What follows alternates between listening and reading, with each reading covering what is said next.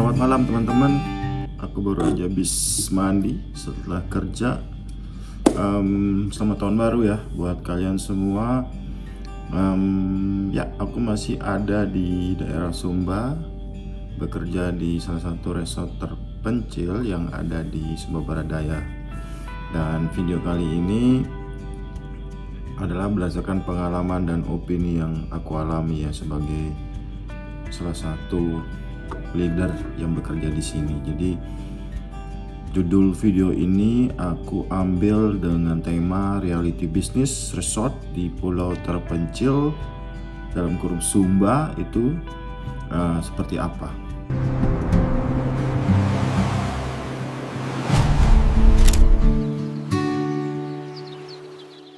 Teman-teman pernah nggak teman-teman membayangkan ya mempunyai resort mewah di pulau eksotis seperti Sumba ini?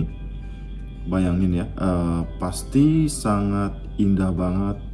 Jadi tamu-tamu yang menginap itu akan membayar mahal untuk stay di sini, kamar penuh terus, dan ya sebagai pengusaha hotel dalam 5 tahun ROI sudah balik modal.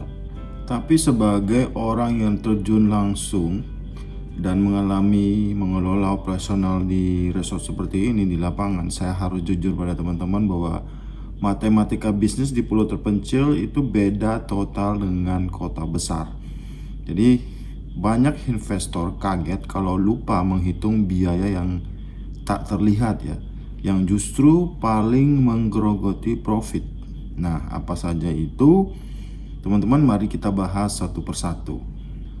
Teman-teman, pertama adalah logistik ya. Kalau bangun hotel di Jakarta, di Bali, atau tempat-tempat kota besar lainnya di Indonesia, kita kalau membeli sabun, linen, atau vendor itu biasanya diantar gratis. Namun kalau di tempat terpencil, khususnya di Sumba, barang harus naik kapal, masuk lewat truk, lewat jalan rusak. Biaya pengirimannya saja itu sudah bikin harga barang itu naik menjadi 3 kali lipat. Oh no. Dan kedua, teman-teman, manusia atau staffing.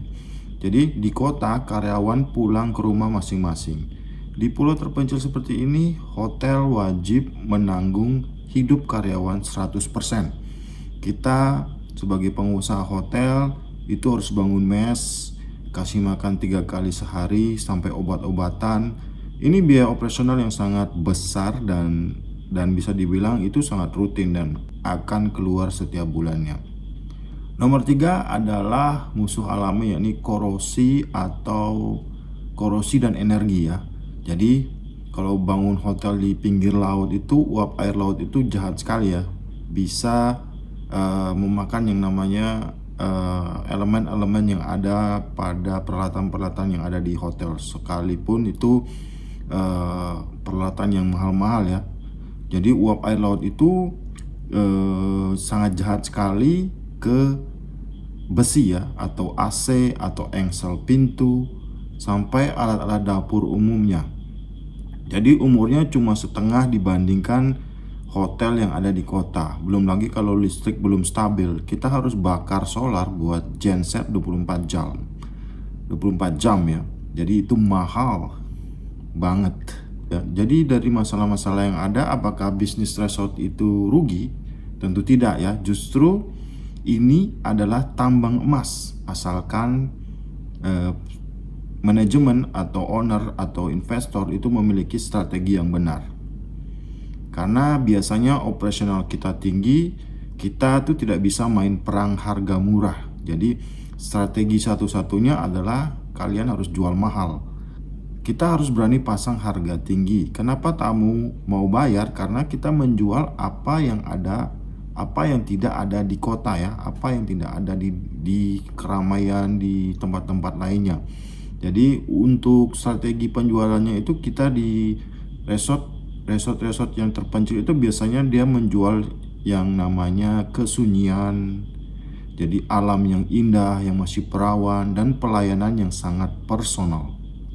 Disinilah peran service charge dan training yang ketat. Tamu membayar jutaan rupiah per malam bukan cuma untuk tidur, tetapi untuk disapa dengan nama mereka, untuk makan makanan lokal yang unik dan merasa diperlakukan seperti layaknya seorang raja atau seorang ratu. Jadi teman-teman owner, investor yang ingin membangun sebuah resort di tempat-tempat terpencil, contohnya di Sumba ya, ini adalah peluang yang sangat emas. Tapi teman-teman jangan berharap ROI atau return of investment balik modalnya itu instan ya, seperti 3-5 tahun. Seperti yang main saham, itu tidak akan terjadi. Jadi bisnis resort adalah investasi jangka panjang ya. Jadi mungkin teman-teman akan butuh 8-10 tahun untuk balik modal. Tapi aset yang Anda miliki ini adalah legacy atau warisan yang nilainya akan terus gila-gilaan, akan naik seiring terkenalnya destinasi tersebut.